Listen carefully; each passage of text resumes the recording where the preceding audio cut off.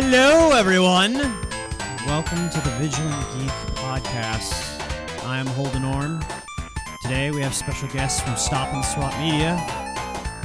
My cousin Brad. Hello.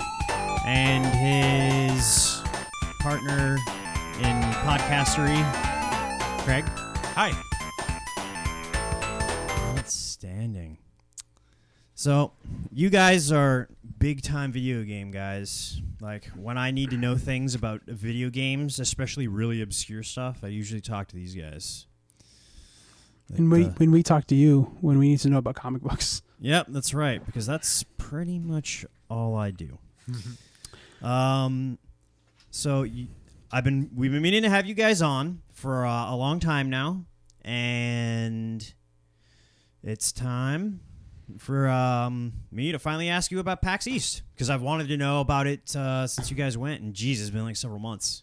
Yeah, what was it? We're about 3 months post that now, so Which is good. So for people who aren't familiar with what PAX East is, could you go ahead and give a little rundown on what it is? sure. It's just a general sort of gaming nerd convention started by the guys who made the webcomic Penny Arcade, and it just sprawled from a fan base of comics and games to way more than that, I feel now.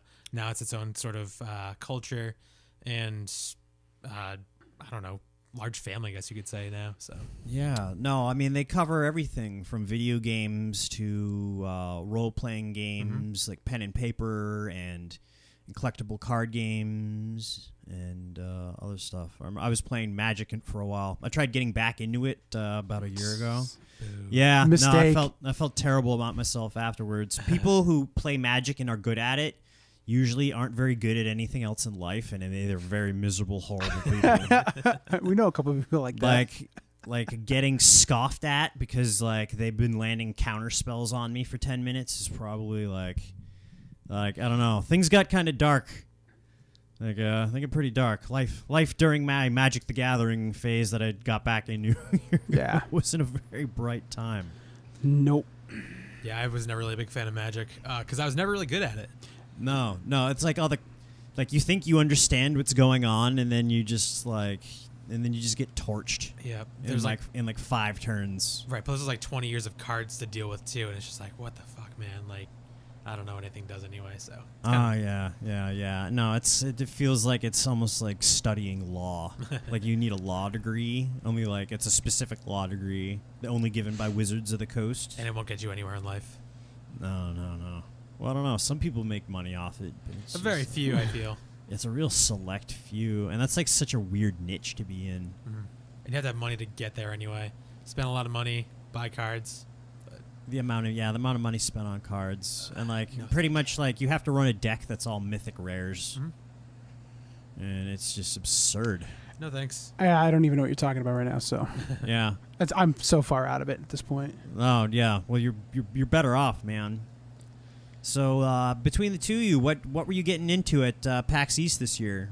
Because you've been before. Like you probably could put together a pretty good survival guide for how to survive during a PAX East weekend. Yeah. I've been to every PAX East because they started in 2010. And after 2012, I actually started traveling to Seattle, going to PAX Prime.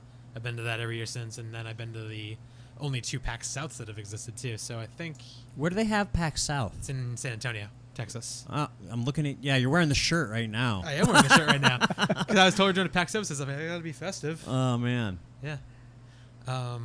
So San Antonio, and I think East was my 16th PAX I've been to, I think. Oh my god. Yeah. Well, there's been 7 Easts, 4 Primes, 2 4. Whatever. That's a high number. I've been to what? 3? You've been to 4. I think. 4 PAX Yeah. East. 'Cause you've been to 20. I want to say 2013 was the first one we brought you to. Yeah, I got hooked immediately. Yeah. And it's become basically a part of like my life now. It's just I really enjoy going there, people I've met there, and just having nerdy shenanigans all weekend. So Yeah, that's pretty much what Andrew and I do for Comic-Con in Boston. Mm-hmm. Each year we learn something new, and each year we go a little bit harder than we did the year before. Yeah. Have you looked at going to any other Comic Cons like New York? I mean, it would probably be like the next major step. Eventually, but I think we're gonna probably focus more on local cons. They're having another convention at the Shriners Auditorium in Wilmington. I believe in December, plus Boston Comic Con. In Marlborough, they're having Super Mega Fest, and that's coming up fairly soon. Manchester's having a Comic Con fairly soon. Yeah. So, probably not going to do the full 3 days like I do with Boston. But lately here at Vigilant Geek Media, we've been doing a lot of reading of independent creators. We're about to do a new video series covering showcasing people's work. So we're going to go ahead and help out the local scene because So you got to do it. That's what we're getting into because we feel like we're local creators ourselves. So, network, help people out, give back, learn a few things. Yes, that's why we're here. Very cool. I don't know. We can talk more about PAX, I guess, instead we're here for. Why don't you take this? Yeah, I mean, well, it's 3 days, but we start on day 0. So it's a Friday, Saturday, Sunday. We go in Thursday. Well, you take part in the events that are kind of have to do with PAX, but don't you guys do a bar crawl every year? I retired from that. I went. Got a little rough. I went 2 years, and I drink, but I can't justify going to a bar crawl and getting drunk at 5 different bars and spending $100 in a night when I could buy a 6-pack and sit in the hotel if I'm gonna do that. I'd rather just sit in the hotel and play board games and get drunk. So I've been, but I never drank because I was just I don't want to spend the money. It's too I'm not buying a mixed drink for $18. Yeah, my is it really that steep? Oh, you gotta figure you're Boston, you're tipping. Oh, geez, yeah. Yeah, it probably gets at least $60, $70. You got to figure because $10 a drink. I don't know. Tips, whatever. Well, yeah. Gotta buy snacks on the way through too, so you don't die. Some places the gratuity is already included, but they still expect you to give you extra. Yeah, and that's also assuming you only get 1 drink per bar too, because I'm usually well, this is gone and I'm thirsty again. Might as well get another one. Yeah. Yeah. The great mentality. Because there's a different pub crawl theme at every PAX. At PAXEAST, it's Pokemon. So you have 4 different colored teams: red, blue, yellow, and green. And each year it's themed after a different generation of Pokemon. So what? It's like a drinking race? It's not really a drinking race. It's just all right, we had our beer here, got our stamp, let's go. Well, so all right. So there's essentially 4 teams that are each split into 2 sub teams on each one. So every bar essentially it's all pre-planned out. So there's a different challenge for each bar. So say you go to the first bar, you find somebody on the team, be you each take a shot of a drink that's of the other team's color. So if I'm on blue team, I would give you a Bombay Sapphire shot, and if you're on team green, I would do a Midori shot, just something of color, and then it changes every bar. And there's it's all Pokemon themed, but it's all just basically drink, have fun. You know what I hate? What do you hate? Rules for drinking. Yeah. Yeah. No, I've never been a fan of that. Yeah. It's generally just it must be an ORME thing. It's a guideline. You don't have to follow it exactly. Yeah. It makes it fun, kind of, but I stopped going because the first year I went, the pub crawls were run by a guy on the Penny Arcade forums, and he did a really good job. And then after that, he kind of just fell off the face of the earth. And then people who took it over did a really shitty job, and just everything was just terribly run, and it was just awful, and the bars were shit, and they didn't pre-plan, and I don't know. I just thought it was bad, so I retired from the Boston ones anyway. What if one of the challenges was trade up Pokemon to evolve and do a shot? Yeah, I mean you could do do they have stuff like that? It changes all the time. I honestly haven't followed it for a few years, so yeah. No, I'm asking all these questions, and everyone at this table agrees that doing that kind of stuff just isn't that great. I mean I can tell you in Seattle the theme was Harry Potter. Was it? Yes, and the last year that I did it a couple years ago, let's say one of the challenges was it was Never Have I Ever. So we had a table of probably 10 people, and it was just playing Never Have I Ever, and I got horribly offensive by accident with a girl there, and it was I felt really bad. I told you the story. No, I told you the story. All right. So at the during the Never Have I Ever, it was down to me and a girl, and there's probably I don't know a half inch left in each of our drinks or whatever, probably 2 sips. So I think my question was because she was wearing her hair was white. So I was like, oh, she's like we're looking like a witch or whatever. So I used the term, never have I ever like dyed my hair like a crazy color. And she says, I'm albino. And I'm just like, I jaw open like, only that would happen to me. Only that would happen to me. So then she did something and I didn't drink for it. And then it got back to me and I did, never have I ever been albino. And I won the challenge. So I was pretty happy with that. And I was just like, no shame, whatever. It was like, well, you figured you already stepped on your dick so hard that it was just time to go for the throat and finish the game. Yep, might as well. And I was already pretty cocked at the time, so it was kind of just whatever. So yeah. Drunk Craig kind of sucks unless you're prepared for him. Yeah, that's your opinion. That's my opinion. I think Craig's a pretty cool guy. Listen. If I know he's coming to the party, I'm good. If he shows up unannounced, I'm like, fuck this Boston, guy. I passed out though this year. I don't remember. You didn't have to deal with it. I just slept in the bed. and You got funny camera footage. Yeah. I kicked the camera. Oh, that was good. Yeah. Yeah. So I mean, instead of doing the pub crawls, we do on day 0. We go to the Harpoon Brewery, and we get pretzels and beer. Then we play board games in the hotel. And this year they changed the location of where they board games. Normally they're in the mezz, and they changed the location, so we couldn't find them. So you weren't there, were you? No, I was. Oh, you were passed out. So we're looking for the board game area, and we're like, we meet up with a bunch of like strangers who were also looking, and this guy in like this waiter outfit, like really nicely dressed in the hotel's like, follow me. So we like start going through the labyrinth of like the hotel, and like he stops. He's like, you guys want any fish and chips? We're like, okay. So we start eating fish and chips, and he had like beef Wellingtons, and he's like giving us food, and he literally brought us through these hallways just to ask somebody to send us back out through. So like he finally tells us where it goes. So we like walk back out, and we're all like have like cups of fish and chips we're eating, and this like this other guy, he's like, and we're like, there's like candy in the bowls, and the guy's telling us, take candy, like we're just throwing it out, just take it. So we're walking out, and then this other guy dressed just like him was like, what are you guys doing? And like, we're going. Playboy's like, you guys are supposed to be down here. It's like, where'd you get that food? That food's not for you. And I look at him, I go, a guy dressed just like you told me to eat it, and I like took more candy, and we walked off. I'm like, what am I supposed to do? Like, he looked just like you. He told me to eat it. Then we found the board games, and we played board games. Yep. There you go, man. That's day 0. Yeah. Then they had to find out who the guy dressing up as staff is and telling people to come into the kitchen and help themselves to fish and chips. Yeah, food could be from anywhere. I didn't get any because I could have been like drugged or something. It wasn't drugged because I'm doing still good. okay? I'm doing good. It was, I don't know. Well, did you From like the lose sound of something it, that, it like, I sounded pretty delicious. I mean, it was free, so that price, everything is really delicious. Oh, it's yeah, like, already got like a nice bump on If it. it's for free, it's for me. Oh yeah, free stuff is like it's like free sauce. It's got that free sauce because it's free. Yeah, it's it the makes best. it taste better. Yeah, like ketchup packets are way better than the bottle because they're like free. Yeah, because you can just take as many as you want, just dump it in, and Yeah, it's a little bit more work. That's also it's like there's like slightly more effort in the ketchup packets. Well, they've been Probably trying to worse than regulate it more, you know. Like they only ask you if you want some. Yeah. And then they give you like a packet for like a thing of fries. so we have to go inside and get it. Yeah. You gotta get the cups and go. Yeah, Yeah, I know with the little. it's not for like 4 French fries. And the tiny little cups. Yeah, but hack for the cups. You like can unfold them and you can put even more in there.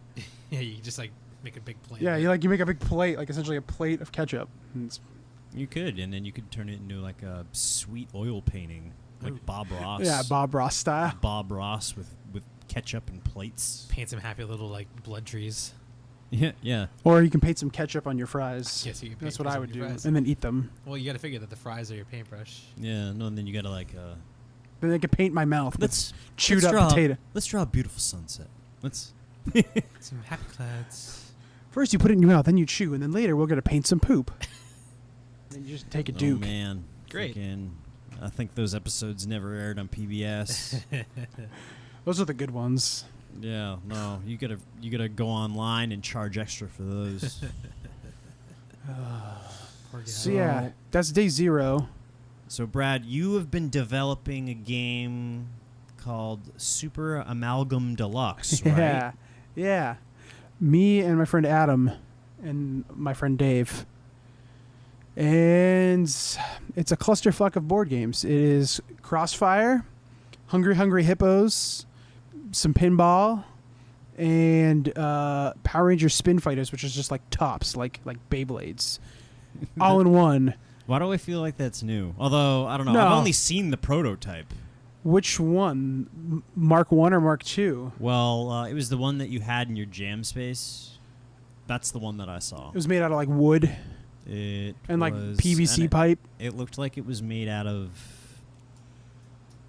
I don't know. It might have been like the pilot version because it looked like it was like just Very- a bunch of cannibalized Yeah. things from So there's some of the games. yeah, pretty much. So there's a Mark II, and it is predominantly 3D printed, like the board is. We still use the hippos and the guns from the Hungry Hippos and Crossfire, and the tops from Spin Fighters. But yeah, we have a really nice 3D printed board that we brought to PAX this year and tested out. And I don't yeah, know. it's fun. Was it a big hit? it always is. It always is. People are always like, "What the? What is this?" It's just really silly looking. It is. It's ridiculous, and people like. It's like for that. It's not even like that much of a niche market, but like it's for people. Like everybody knows what Hungry Hippos is, and a lot of people know what Crossfire is, but not everybody knows. And like they always be like, "Is that Crossfire and Hungry Hippos?" And I'm like, "Yeah." And they're like, "Oh shit!" This like- mind is blown. Like we just dropped the mic, and they're like, "No, what? Yeah, like a lot of people walk by and they're like intimidated to even try it. Just 'cause Yeah. I don't think that they know like what the hell's going on. Yeah, no, but the people who do play it seem to have a very good time. Even Yeah, you're welcome this- for this. yeah, I even got, it's you. 2 times. One of the creators of Penny Arcade to come and try it. Jerry, or Tycho, as you might know Yes. him if you read the comics. I stopped him in 2015, and I was just like, "Hey, we can try my friend's board game because he's super into board games. He loves that." Yeah. And I've talked to him about it at the past 2 PAXs I've been to since then. And he's like, this time he came and looked for us because I told him we'd have it again Yeah. to play it, and he was super excited, and we even chatted about it more afterwards that weekend. Yeah. And he says he loves seeing the update. He wants to continue seeing updated versions over time. Yeah, so the goal for us with the board game is to get it on like the indie showcase. So like Penny Arcade, like PAX every year has, they have an indie showcase for like indie video games. But they also have an indie showcase for board games. So Didn't like Cards Against Humanity start out like that? They It did just a feels Kickstarter like it though. would've. That's how they started out. That's a real popular thing. Like indie comics are. A lot of independent creators are just saying "fuck you" to the big publishers and just making their own. I don't know. So that's another big reason why I want to go ahead and showcase their Yeah. work. Like a lot of these people have a lot of great, stories and everything, good content. It's just no way to get it out Yeah. there. So, do you guys get into like a Hall of Fame? Like as far as Penny it's Arcade's essentially you get concerned, your or- own mini booth. You don't have to pay for it. You get a small table to kind of like show off your board game to people. Yeah, there's certain guidelines you have to follow though to kind of get in there. They're online. I honestly never looked at really submitting it, but I've heard people talk about it, and it's. I mean, you obviously like can't have a publisher, and you need to have some sort of like a prototype. I don't remember exactly what it is though. So Yeah. but that would be cool though to have that someday. Yeah, that would maybe next year. We kind of haven't really worked on it since PAX. We kind of take a break from it. Probably gear up soon. Too busy doing Stop and Swap Media shit. Yeah. Oh yeah, you guys have been real busy. I'm pretty busy myself, but I remember hearing your pilot episode. You guys were coming out furious right out the Yep. gate. Yeah, we just Real impressive Yep. stuff. we just We're on iTunes now. we just wrapped up. Episode 10 was released Last month, like a a week and a half week ago. and a half ago. We're taking it. As Of recording this, it was beginning of July, End of June. end of June. I don't even know. We're gonna take like a month long break because we have our plates are piling up and we need to trickle that and get that stuff done. So Which one of those big things is already done now. So actually, almost the second thing is done too. So yeah, do you mind if we just have selfless plugs in your podcast? What? Yeah, no, that's one of the reasons why we have Okay, it. so first, our podcast, you can now, as of on Sunday, Monday, you can officially find us on iTunes. Just search for the Stop and Swap Cast, and it'll pop up, and you can listen to all 10 of our glorious episodes of us talking about, in high definition. talking about video games. We have a Facebook page at Stop Sweat Media. Pretty simple. We're also next Monday we're going to launch our YouTube channel. Finally, we talked about it in the podcast so much. We talk about it in every episode, and it's been 20 weeks. Yeah, we talked about it most of the episodes. We talked about this. Yeah, next week it'll be up. By the time you listen to this, it'll be up, and it just never happened because. Well, the video was done. It just had to be rendered. Oh yeah. Yeah, my computer's garbage. So Vigilant Geek Media went through that. Yeah. I mean, now that we have it now, though, I think we're doing pretty good. Yeah. We're getting 40 people looking at certain videos, which doesn't seem like a lot, but like I don't really know 40 people who'd want to listen to me talk about pop vinyl, this stuff. But who knows? I don't know. They're out there, and we appreciate. I'm one of them. I watch them. So yeah, that'll be launched next Monday, and the goal right now is we're hoping to put out a video a week, and we'll see how long we can keep that going. We'll see. I don't know. Well, you can make your video content different from your podcast. Oh, it absolutely is going to be. It's not going to be close, I would say. No. And if people tend to like the YouTube videos that are anywhere between 5 to 10 minutes. Yeah, no, these aren't going to be that long. These are 10 minutes max. We have like various ideas from like unboxings to potential Let's game plays, footage, animations, or something. Yeah, like that. we have a lot of to just talking about stupid shit. Yeah, we have plenty of unboxings planned because we keep getting cool shit in the mail. Yeah, spend too much money. Yeah, it's. Oh yeah, what's sub boxes are you getting? No, we're not doing like monthly subscriptions, just stuff we buy. Yeah, like we just buy expensive nerdy shit and then show it off on camera. Yeah. I didn't know if you getting involved in anything specific like Loot Crate. No, I'm not a fan of those personally. I don't know. I feel like it's just like a box of crap for like $15 a month, and it's like I would never have bought this, but they sent it to me, so now I'm stuck with it. But I mean, I know that like there are exclusive like pop vinyls. If you're really into that, they send those out like a few times a year. It sounds like, so I can see why someone like you would want to get that, because if you miss out on one, I would feel like really crappy, especially when they do cool ones like the old Han Solo one. No, I just like getting stuff in the mail. Yeah, it's like a random box of treasure every month. I see the appeal. It's just I have enough shit. Yeah, I don't. My room is like. My new game room is like already chock full, and I have to be very specific of what I can buy now, because I can't fit. Yeah, my shelf is like run completely out of room. I promised myself I would have stopped collecting the pop vinyls, but now that I'm doing the pop vinyl videos on Vigilant Geek, now you're obligated to. Yeah, I mean, you can't. It's not like you're twisting my arm too hard. Yeah, it's just an excuse to. Not eventually. Eventually, the collector series will probably take a bit of a turn and turn into anything that I feel like collecting at any given moment in time. So, but yeah, what else? What other videos? We're gonna probably do some Let's Plays. We have a lot of. We have the PAXEAST video, which is gonna be our first video. PAXEAST is gonna be out Monday. And second or third video. Yeah, something like that. Release a part 2. Yeah.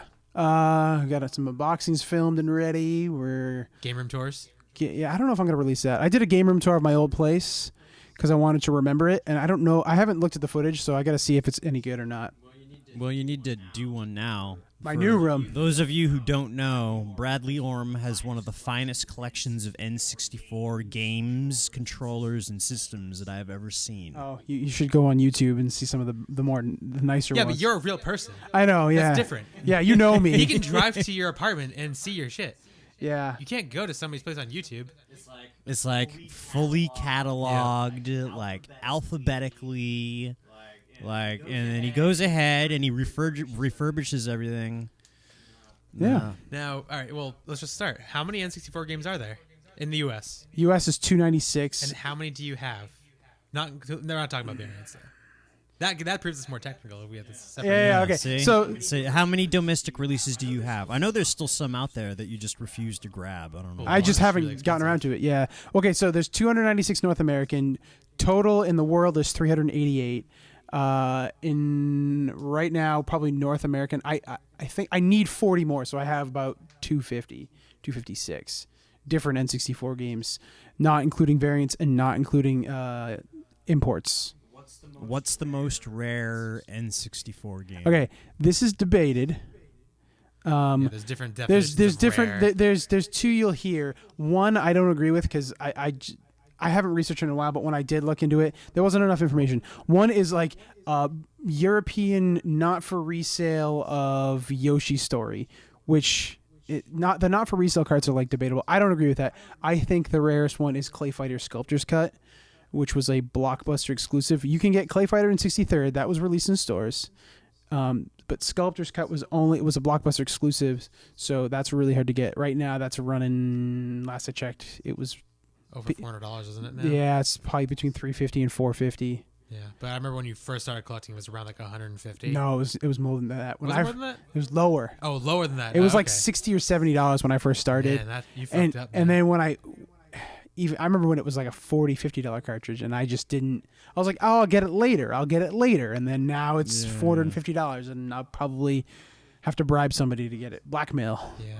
Well, no, you might have to make like a bit of a trade deal. It's hard. Package some things, and then hopefully you have something that's of equal value or availability. The only thing I have of equal value right now in my collection is something I will never get rid of, and it's something I just bought.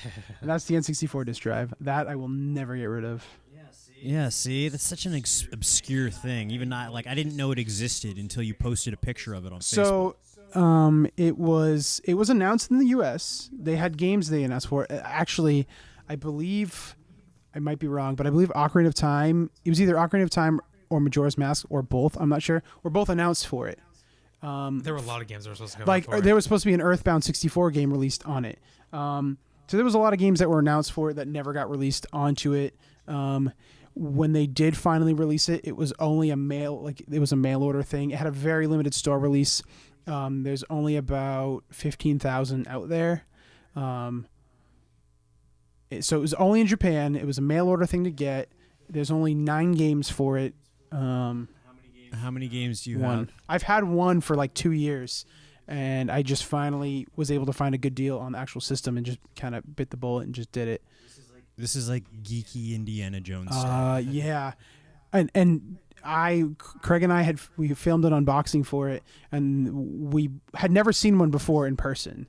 And that was the first time we each saw one in person. And it's actually really heavy and really, actually, it was a lot of fun playing with it. We can't read Japanese, but we figured it out. So yeah, because the only game you have for it is like it's a Mario Paint sequel essentially, but it's like Mario Artist, but it's like an animation studio. Yeah, it's like an animation thing, so you can make your own like videos and make your own avatars. It's really silly, and we do plan on making some video content with it in the future. Oh boy, that's cool. Boy. You found a way to go ahead and jailbreak the N64, and I remember what was it? I came over one weekend. I think it was when you were showing me your old apartment when it was your new apartment, and you showed me this fighting game. Was it the mech one?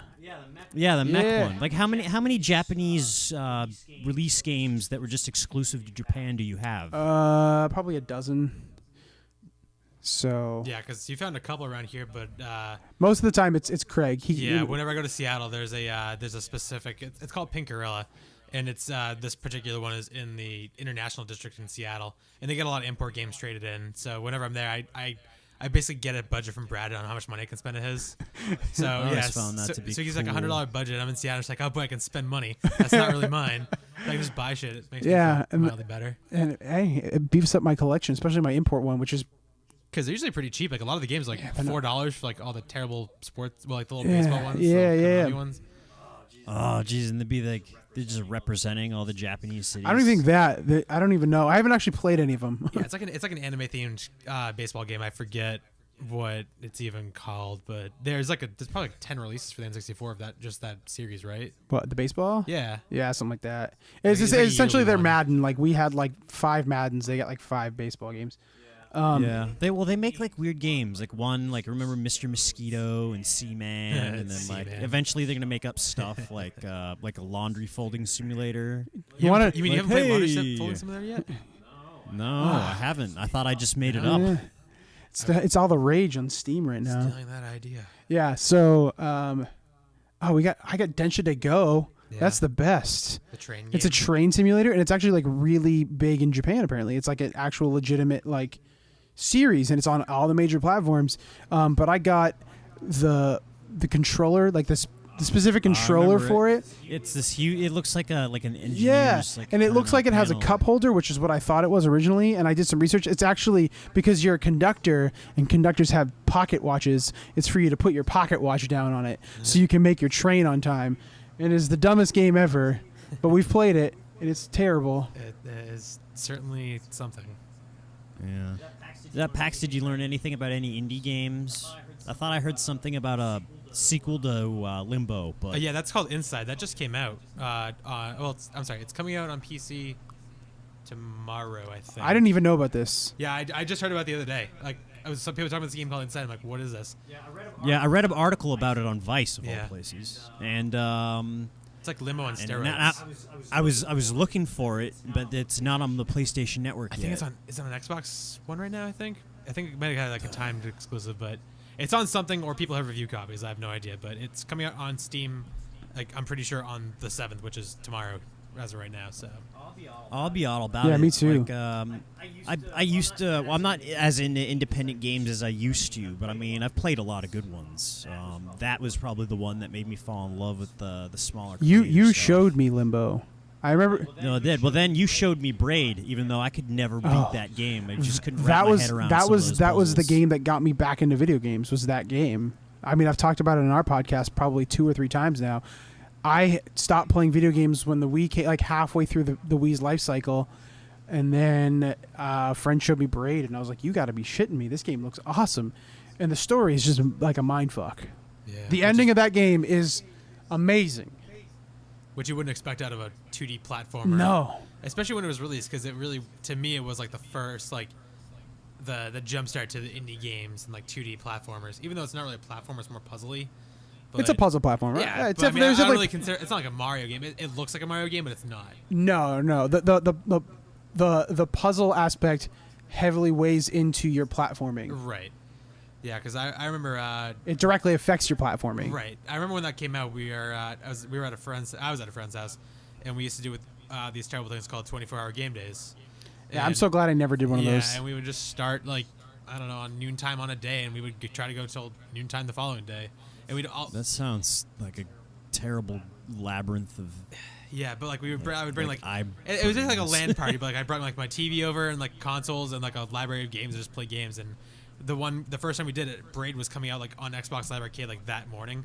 So I think at like 3 a.m. I paid for Braid, and I was like passing out trying to play this like Yeah, puzzle no, platformers, like No, that's a game you need to be like And then all fully you just want to rested. do is jump over yeah, stuff. and it wasn't working, and because I couldn't think at that time. No, so. yeah. No, like it's not a great game to like Nope. play if you're like planning on getting inebriated in any way, shape, or form. Yep. And then I don't know. I figured out most of the puzzles in that game the very first time when I played Limbo, and some of them like you just got to go on YouTube. Yeah. I don't know. So I really can't wait for the sequel. Yeah, me. Have either of you played Axiom Verge? The Metroidvania type game. Yeah, I have it on the PS4. I like it, but I did not. I played like maybe 2 hours of it. The atmosphere of the game's crazy creepy, which like I'm sure a lot of people love. But like that's like a game I had to like take Yeah, breaks. it's kind of weird because you're just a dude, and there's like you get all these powers. It's like, oh, this is not like Metroid at Yeah. all. No, But it is. It's weird. You're this guy in the future, and then all of a sudden, this place where you're doing like lab experiments, and something goes wrong, not unlike Half-Life, and then the next thing you know, you're in this Metroid-esque platformer, and it's the same. I still can't. From what I've heard, people do speed runs of Oh this yeah, game. Like people do speedruns of any game. like- honestly. Oh, they do, yeah. I mean, well, yes, it is. It is incredibly obvious to say that. I just can't comprehend doing that myself because when I play those games, like I'm so careful Yeah. and I'm trying to move Well, I around. hate dying myself too, and it's just like I couldn't even imagine Yeah. speedrunning a game like that. Oh god, it took me forever to get used to that. Like one game that's really good at like helping you get over that is the original BioShock. Like, cause I remember after the first part, which was like the creepiest part, but after that, it's just like, oh, well, you can die all the time and it doesn't matter. Yeah, that's kind of a broken And part then- of the game, but whatever. It didn't bug me because Well, I think they did that on purpose. I mean, to make it more approachable like, for people. Well, like people aren't going to want to play your game if like you die 3 times and then all of a sudden you're just screwed. What, like Mario? Like the ability to save is the greatest thing that ever happened in video gaming. Period. Like there's so much more things. They can go in depth on the story. Like with before, with like the codes and stuff, where you'd like type in this strange number letter combination. Like those days were grim. But like now people could just kind of pick up where they left off, and they don't have to feel the terrible pressure. Like I don't know. Like the older games are so draconian. Like no one, like today's age of video gamers would never be able to handle like the original Mega Man. Oh God, no! I can't even do it now. Like I'm terrible at video games. I'm only good at certain ones. I feel. I'm the only game that I'm good at is Banjo-Kazooie. And you're better than me at it. Yeah. Well, there's I don't know. N64 had some of the best platformers ever. Oh, absolutely. Between Mario 64 and then I can't believe I never got my hands on Banjo-Kazooie. So good. Conker's late. Bad Fur Day. I mean, like that's why I want to get myself. I used to have an N64, and then events happened, or I no longer had one. But like I'm looking into kind of getting another one, and then I'm kind of in the market for like a shitty box television to properly play the damn thing. Man, if only we had those things available. Yeah, right now. No, we already had this conversation before. This is Brad's TV's too big, and I'll probably end up buying the N64. Yeah, if you go to like Goodwill, you could probably just find like a cheap tube TV for like really cheap. $10. Yeah. They can't get rid of those things sometimes, so worth a shot. Goodwill or Savers or something like that. Yes. Well, or yard sales, or just when you're driving down the road, you might Like just see a free sign. Okay, so the CRTVs that I've picked up 3 of them now. One I have, one Craig has, and the other one is just sitting at my space, which I don't use. It's just collecting. It's just nobody collecting. wants a 100-pound, 27-inch TV. Well, people do. They just don't want to drive to get it because it's not worth it. Carry it up 3 flights of stairs, Yeah. like in my case. That's why I have my brother do it. Well, I felt bad when I moved. I carried mine down from the 3rd floor, put it in my car, drove it, and brought it up to by myself because I was like, I'm not making anybody move this. Yeah. Because it's a dink move. Yeah, for me, it would just be like, it's going to live down here if I can't get it upstairs myself, and it would just be whatever. It's necessary for playing old video games. In my mind. well, yeah, no, for vintage gaming. I mean, well, that's not going to help you. You don't want it all stretched out and shitty, unless you want to spend a ton of money on like SCART cables and Yeah. converters and such, which is just Just pick up an old TV on the side of the Wire road. City. I mean, I'd never be able to collect every game, but I still get my hands on a couple of them. But Brad, you told me about this. Tell me all about this. You can buy a cartridge that somehow has every domestic release on there. Okay, so what it is, it's a flash cart. So it's an N64 cartridge with a SD card slot, essentially. It's the one I have is called the EverDrive 64, and there's a whole line of EverDrive cartridges they range from NES, Super Nintendo, Genesis. You can get them for the Master System. He has I think they just released. I could be wrong. I think they just released one for the TurboGrafx, which is odd. I saw one on the site actually. Yeah. It is a thing. I'm pretty sure. So it's a flash cart. So essentially, you can load ROMs onto it. So you have to download the ROMs. You have to go out and find the ROMs and download them yourself and put them on there. But yeah, I have one, the EverDrive 64. I have like model 3.0, which the only thing it really adds, and you don't even need it if from 2.0 to 3.0, it has an internal clock, which allows you to play one game on the N64. It was released in Japan. It was the original Animal Crossing. The original Animal Crossing, we got it on GameCube. The original one was on the N64 in Japan. Yeah, Really? And it utilized an internal clock, which had on the cartridge. So the EverDrive 3.0 has that internal clock, so you can play it. But yeah, it comes.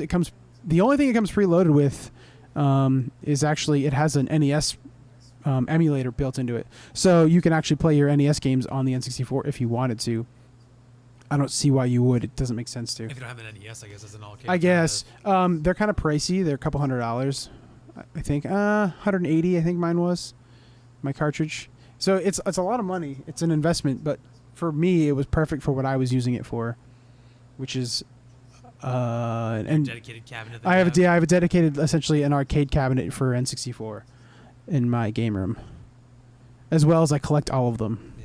It's just redundant and I was unnecessary. curious if you were gonna slow down collecting the cartridges after. Yeah, you I remember you were worried. You're like, you can't stop. I'm like, I'm not going to. Don't worry. Get that after you're done as like your trophy. That took me like 2 weeks to load all the ROMs on there. And I've only done the North American, so there's 200 and I think I have like 298 games on there because I put Majora's Mask I put Ocarina of Time Master Quest on there too for shits and giggles. Master Quest. That was supposed to be the harder version of Ocarina of Yeah. Time. What they do, they just pretty much reset the dungeons into something a little bit different, Yeah, right? basically the entire game is the same except for the dungeons. Like The everything on puzzles- Hyrule Field, everything's in the same spot. But yeah, the dungeons are the puzzles are just different. So you go through different orders of rooms and things like that. So people who would just replay it can just go ahead and replay it. But It's- right, it's familiar but different, which is kind of cool. I've only beaten it once. Yeah, me and too. Then, the 3DS version of Ocarina of Time, they put Master Quest in it too, but what they did was they mirrored it. So like, that's what was on annoying. the left is now on the right. So it's actually really quite difficult because I used to be able to do the Fire Temple like nobody's business, but when they mirrored it, I just have no freaking clue what to do. So it's actually terrible. So you have to actually I got stuck there, and I just I can't do this right now. rethink. 4 Yeah. years No, I used to feel that way. Like I was playing Majora's Mask, and I was like hell bent on beating this game, but like I'd have horrible anxiety because of this moon that was going to, and his big mean face. And I'd be like, no, if I don't save the temple now, and it'd be on the third day by the time I finally get in the temple, and I'd be pissed because they're like, oh, I gotta find the keys, and then what am I gonna do? Might as well find all the great fairies, otherwise I'm gonna have to go ahead and go through the damn thing in place again, and I don't want to do that. And then I'd just be freaking out, and I'd be like playing the song like with my ocarina to like slow down time, like constantly. Yeah, the game was not easy to beat as a kid. I had a very tough time. Even now, I have a tough time doing it. I've never been able to get into it. It's a very good game once you get It's past certain a points. it's a great premise, but not for somebody. It's a great premise for somebody who's jaded with the Zelda formula, which is probably one of the greatest formulas for any game ever. And why the hell would you ever get bored of it? But hey, let's sometimes it's cool that they do new stuff.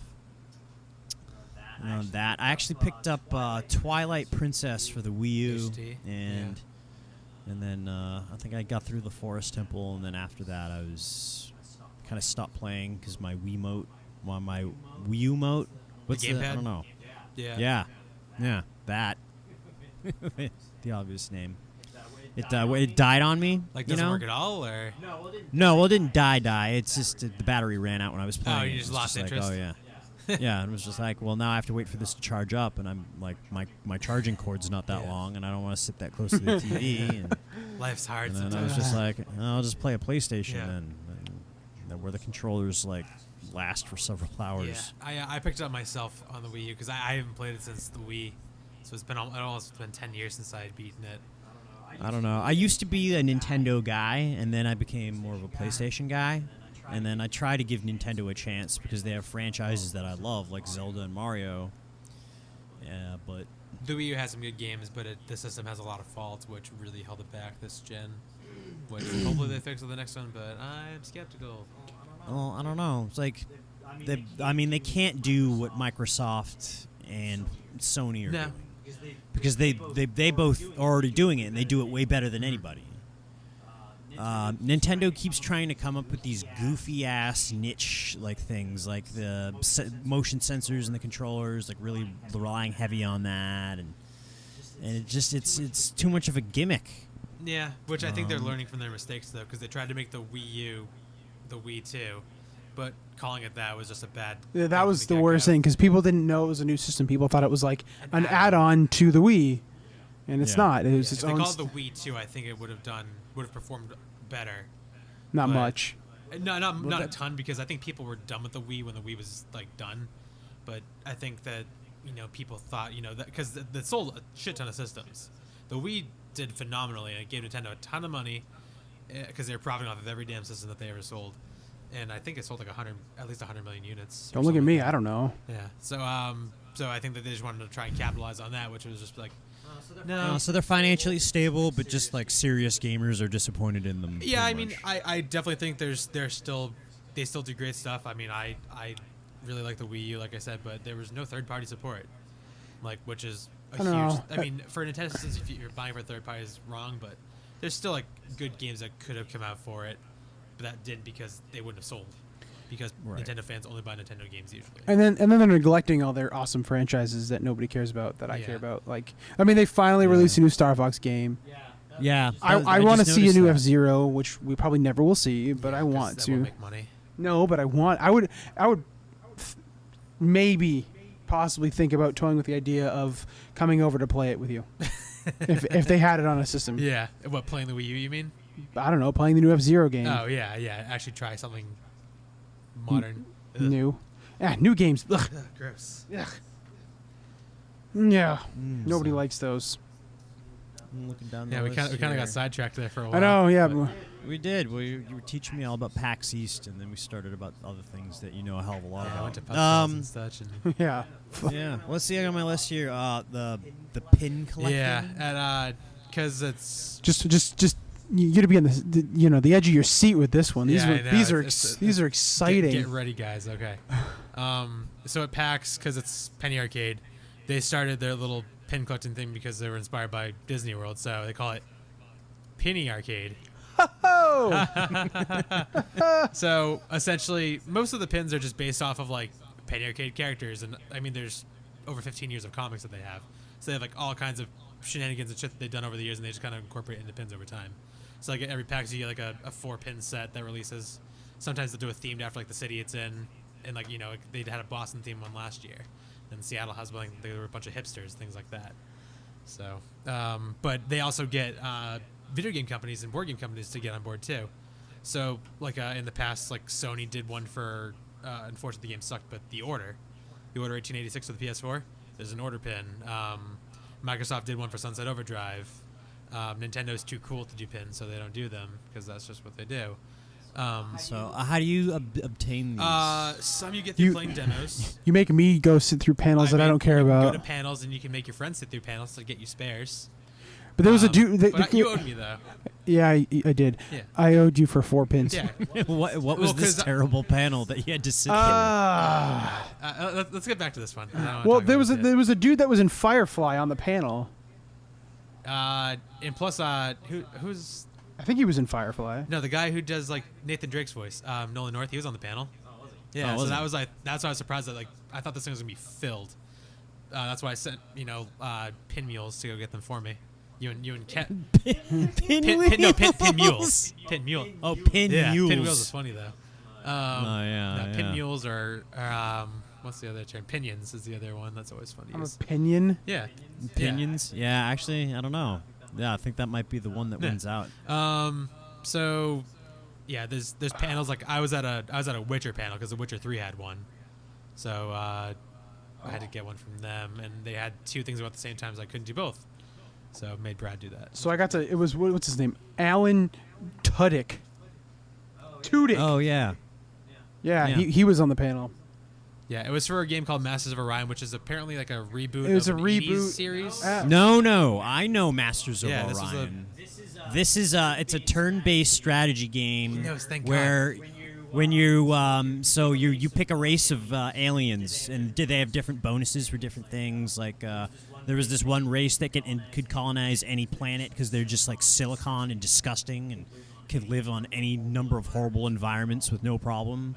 And then like they'd have other things like humans are really good at like lying and other stuff. And what you do is you'd set up like what your economy is going to be on your planet, and then you use the money to go ahead and build up ships and colonize other planets to make more money, and then you build factories, and the colonies keep sending you money, and then you do research to go ahead and improve your weapons, and so it's all turn-based. And then when you get into skirmishes, it'll show your little fleet, and then you go ahead and you make decisions turn-based style, kind of like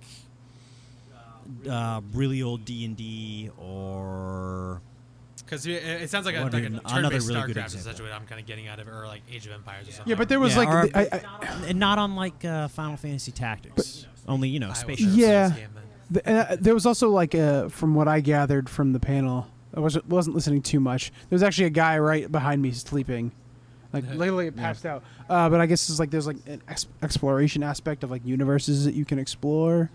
Mm-hmm. Yeah, and then. But yeah, they're remaking. They're remaking it. It's like Civilization in space. I mean, it was. I don't know. I had a lot of fun. It wasn't as complicated as it is now. Back when I first played it. How old was the original game for it? When I played it. I should say. I played the second one for the first time in like 1996, 1998, somewhere between then. Okay. See. So it is an older game. I just wasn't sure how old. Like it's a much older franchise that 93. like, a lot of people probably loved, and they just wanted to play the game again. And it's a great time for a lot of different things because the way it's going, you don't need to go to main creators anymore. There's independent everything now. People are making their own quality games, comic books, board games. Yes. Like you're not like this. What you do with your free time isn't really defined by the mainstream anymore, or it doesn't have to be because this stuff's so much easier to get than it used to be. Yeah. I'm trying to. Here's a picture of what the pin looked like. I mean, you might know what that is from the game. I don't know. It's just like kind of this like horrifying looking C-3PO sort of thing. So I think it's something from the newer game. Wait, is he the golden? No, yeah, he's the news robot. I learned that from the panel. Okay. Thank you for going because I didn't go to that. Yeah. Yeah. So. Yeah. So that's all I got from that. But yeah, like I said, a lot of third parties will do stuff. Some will just like some companies like I don't know if you follow webcomics online, but like Scott Kurtz does PvP. He's famous at PAX anyway, and he does comics pins for his characters and things like that too. So, but they'll sell them for like some people sell them for anywhere from like $10 to $15 each, varying. So but I'm sitting at a full 100% collection right now. So yeah, do you keep them all in a case, or do you have like a jacket? I have not to put them in a jacket. No, they put them on their scarves. I learned that. Yeah, some people put them on scarves. Those are people that display them like crazy. I just do like at PAX, I'll put it like on the lanyards, and I have like a bag that I have some stuff on. And you get, like, I have a rad sash. But at home, I made like a shadow box, and I made a display of like a full year of them essentially. And I still have to build more, so they separate them up like a year, so it's like a series essentially. So like they started in 2013, so like I have a 2013 frame, a 2014, 2015, so on, just so it's like a complete year each time. Yeah, and then I imagine those things were kind of, I mean, they're a niche thing, but they probably go up in rarity. The rarest one, it was only given away for a Kickstarter, like when they before they really got into it. So it's probably like the maybe 10th pin released. They only made 300 of them. And on eBay, they go for around like $1,500 right now. Yeah. Oh wow! Yeah, see. So I happened to get one of those just by chance. They essentially gave me one in a random bag of shit. So, yeah. Otherwise, I would not have it. Very nice. And I think like the next closest one in value is like $200, which is a Leroy Jenkins pin from World of Warcraft. So. Oh yeah, no, that was like one of the very first videos to ever really go viral. Yeah, I just hit it. I just remember it's like 10 years old now, or like 9 years old, like a month ago or so. Yeah, like the guy's not even that great on the game, and they're having him like play as an announcer on some esports. Just because esports. Yeah, they're like, hey, we need the guy who's like, at least I'm not a chicken. More Jenkins. But they get they're doing a raid, and they're running through all the numbers, and all of a sudden the guy just runs in and like triggers every single creep in the room. Yep. So that's like my big thing to do at PAX is like try to complete those. I made a ton of friends at PAX just from collecting them, so we have fun, and I've done panels based on it too, just to kind of like spread knowledge and build the community and things like that. So it's fun. It's a cool. fun pastime and a good money sink too, I guess. Spend enough money on that shit. Yeah, I don't see Craig all weekend. Yeah, he's just like pins. Yeah. Pens. Well, it's also people I only see like Pens. like PAX weekends. Yeah, there's I'm working with some producers, and we're gonna shoot a pin nature documentary on the pin collectors. Yeah, we'll like Steve Irwin style. Now, I think because I know a few people will listen to this. You can't spoil it, Brad. You can't spoil it. This one? It's gonna be hilarious. People who listens to the Vigilant? I'm gonna whoever listens to the podcast, I'm gonna tell them about this. Yeah, we'll plug it. All 4 people that I know. Yeah. Hey, we have 12 subscribers, so. You know what? Oh, That's 8 more than I thought we had. Yeah, we were pretty close to that number too. We were at 13, but we might be at 14 now. Yeah, moving on up. Yeah. Crazy. So, I don't know. What other PAXEAST shit can we talk about? Well, that's good. Well, what about the stuff that you know is there but don't really like have too much of an interest in? Like, don't they? Do they ever really do big announcements for actual games? Yeah. And like, what indie games should we like people be looking forward to? I didn't see this at PAX, but I know that you did. We Happy Few. Yeah, We Happy Few is by a company called Compulsion Games. Their first game was a game called Contrast, and I saw it at PAX Contrast before it was released, and the premise seemed really really cool to me. It was essentially you play as this little girl's imaginary friend, and it's kind of like a platformer, and you can be with her in like the 3D realm, but then you can also use shadows to platform. So anything that casts a shadow, you can now walk on it in the shadow world. And it was a cool puzzle platformer. Unfortunately, I think what they ended up, the company itself, they rushed the game out because they wanted to meet a deadline. They weren't pressured to, but they rushed the game out, and it was released pretty glitchy. I know you had issues, Craig, with it, as well as I did. Yeah. Just certain, like I had to replay a level about 4 times because it kept just glitching me out of a level. And when I finally did beat it, it was because of a glitch. I didn't actually beat it. It somehow bumped me to the checkpoint and I got through. I was like, okay, whatever. I'd like to replay because I know they patched it since then, but I haven't gotten around to it. But yeah, they have a new game called We Happy Few, which looks really creepy and really cool. And it's essentially about like a 1950s, 1960s, like post-apocalyptic, like England, where everybody's on drugs. Yeah. And everybody's on drugs that like makes you cheerful and happy. Yeah. And I think they're just called happy pills, right? Something like that. Yeah. So pretty much like the government is regulating these pills, and like you're required to take them. And if you don't, then you're like, they're going to come after you. And then you also have to wear a mask, and it just looks really creepy of like this, like kind of like, what is this? As like a first person shooter? Like, what are the graphics? a first person. It's a first person, but there's definitely like shooting elements because you at like the end, like they had it at E3. Microsoft had it during their press conference, and at like the very end of the trailer, they show some combat with like I think you took like a pipe or something like that. Yeah. So I can only assume that you have like a gun at some point too. But Yeah. I don't know how heavily it'll play into the gameplay. You think they're trying to be like Mirror's Edge and try to make a first-person game that isn't completely reliant on the shooting elements? I don't know. Well, that was more like a parkour simulator. Mirror's Edge was really cool to the original one.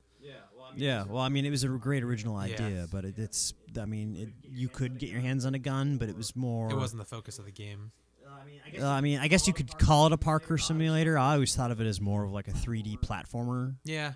Only just first person. Right. Like, there really aren't very many of them, but like I don't know what you said really is about as well. I Man, we're learning Yeah. stuff. But I think it's more story driven, if anything. And then there's some. Yeah. There was gameplay. There was like running in the trailer. There's whacking people in the face of the trailer. Yeah. I don't really know. It looks really cool.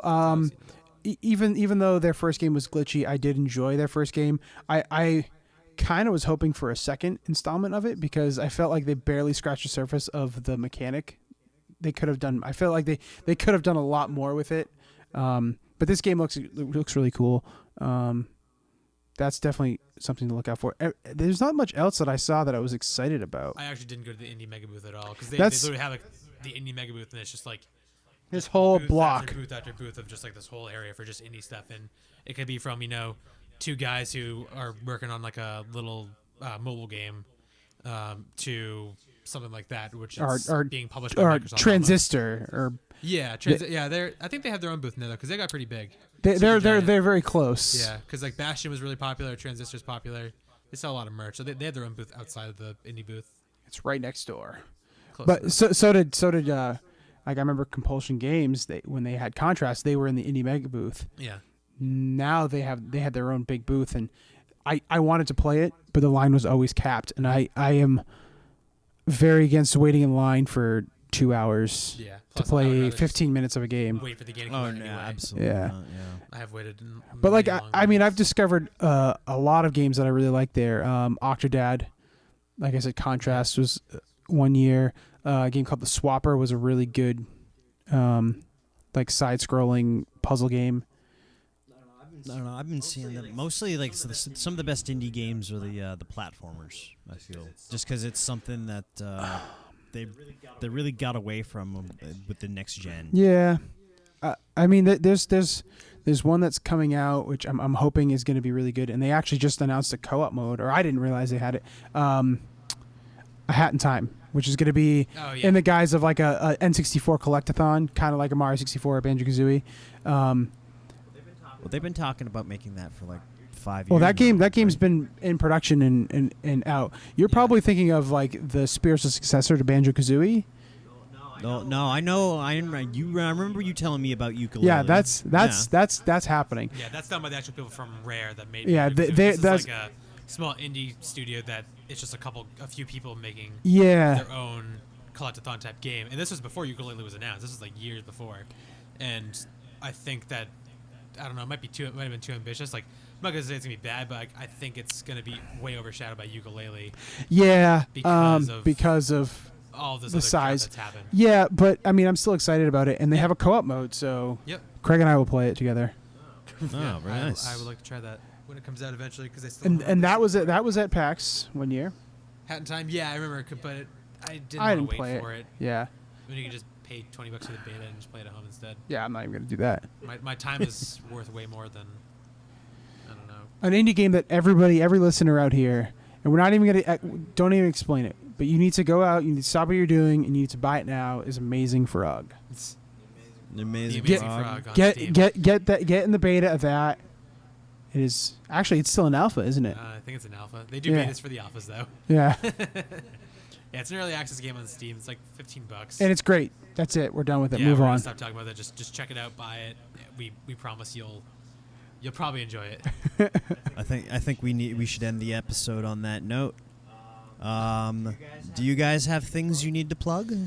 Do it again. It's at the end, so this is the best time to do it, even though you did it. Yeah. But definitely do it at the end. Yeah. Again. Check out our what do we have? Okay. Check out our podcast. It's called the Stop and Swap Cast on iTunes. We also have just be sure to like us on Facebook at Stop and Swap Media, and we got a Twitter and an Instagram that we don't really use at Stop and Swap Media. And lastly, as of recording this, in a few days, our YouTube channel will launch. So I believe that's just called Stop and Swap. With our first video. But yeah, if you can find everything at our Facebook page. We plug everything on that. So be sure to check that out with our very late but exciting video about PAX. So awesome. Well, as far as Vigilant Geek's concerned, you're probably listening to this on the YouTube channel. Check out the blog at vigilantgeek.blogspot.com. And as always, stay vigilant!